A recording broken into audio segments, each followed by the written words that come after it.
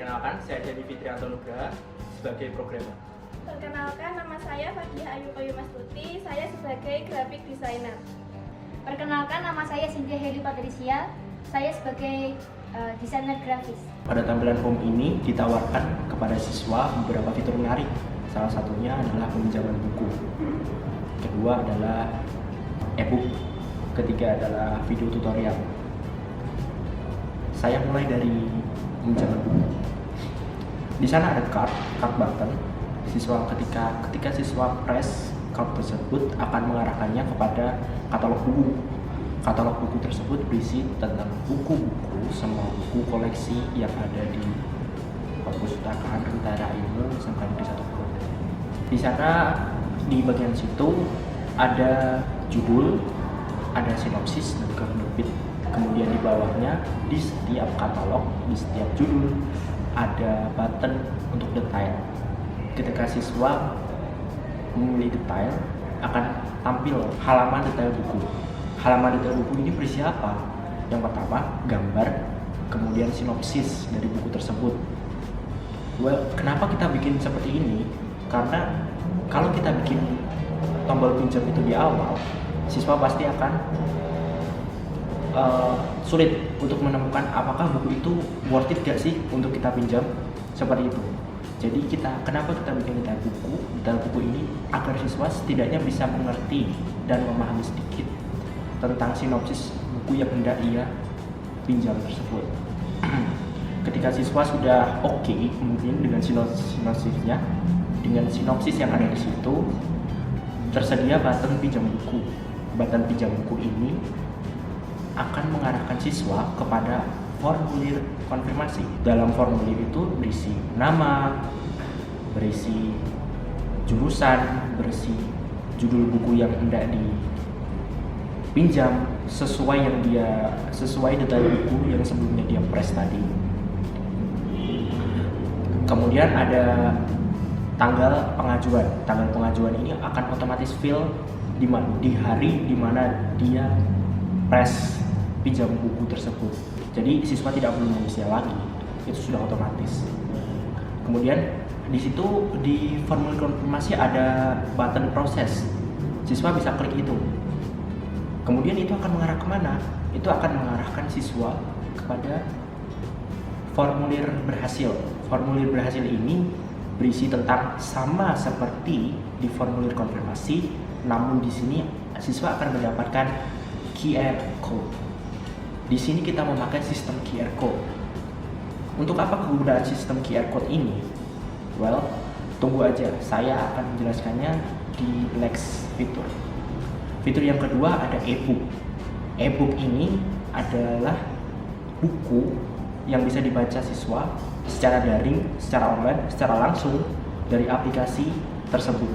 Jika siswa press button detail, siswa akan diarahkan langsung kepada halaman PDF viewer dari buku yang ia pilih. Jadi di sini kami sediakan beberapa e-book, terutama adalah e-book modul, karena ini yang lebih sering dipakai dan dicari oleh siswa. Karena mungkin tidak paham dengan penjelasan guru atau kurang paham, bisa melihat e-book tersebut. Yang ketiga adalah fitur video tutorial.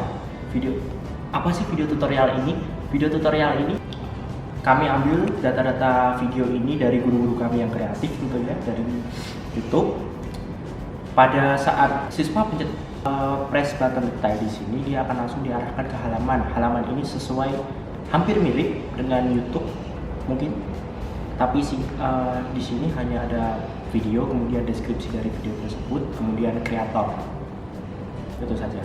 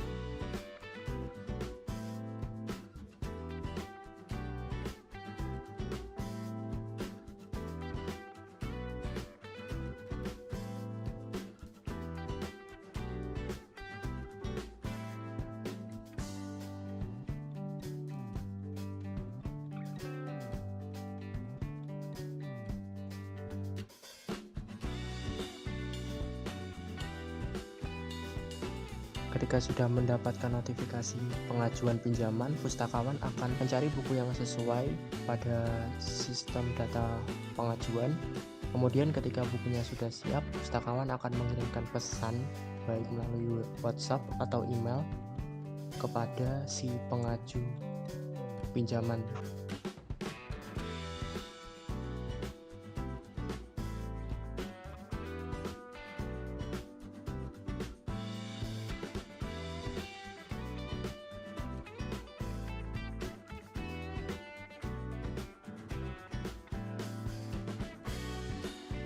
Saat pengambilan buku, siswa bisa menunjukkan bukti pengajuan buku berupa barcode yang akan di-scan oleh admin, kemudian untuk melanjutkan proses peminjaman. Setelah scan QR code berhasil, sistem akan mengarahkan admin pada data peminjam yang sesuai. Kemudian masukkan kode buku. Setelah verifikasi berhasil, status akan berubah menjadi dipinjam.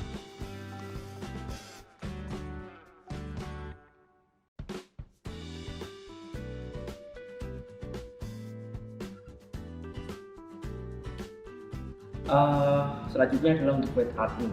Web admin di sini berfungsi sebagai web server web admin untuk mengatur pada aplikasi yang dimiliki oleh siswa. Contohnya antara lain mengatur stok buku, menambahkan buku, mengurangi buku, mengedit e-book, menambahkan e-book, menambah video, mengedit video, dan manajemen pinjaman. Kita mulai dengan login. Katalog buku di sini menunjukkan tentang data-data buku. Di sini masih sebagian kecil yang dimiliki oleh perpustakaan daerah ilmu. Kemudian untuk bagaimana sih cara menambah bukunya? Untuk pustakawan di sini jika memasukkan ID buku, judul buku, modul buku. Selanjutnya adalah edit, tekan aja untuk contoh, save. Dan di sini akan otomatis masuk sinopsisnya. Kemudian edit menghapus dengan sesuai ID buku.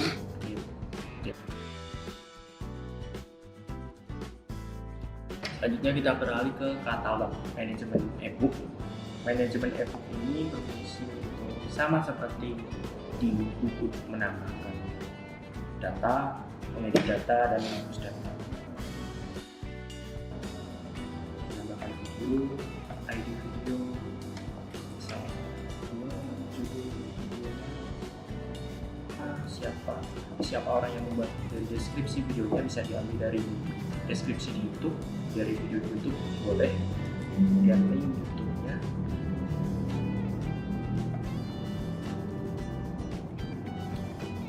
Akan otomatis masuk ke dalam sini. Ya. Kemudian selanjutnya adalah katalog anggota. Di sini adalah manajemen anggota. Siapapun anggota yang telah mendaftar melalui APK bisa atau datanya akan masuk ke dalam sini seperti kontak, status, kompetensi kalian, ID anggota, nama, dan sebagainya.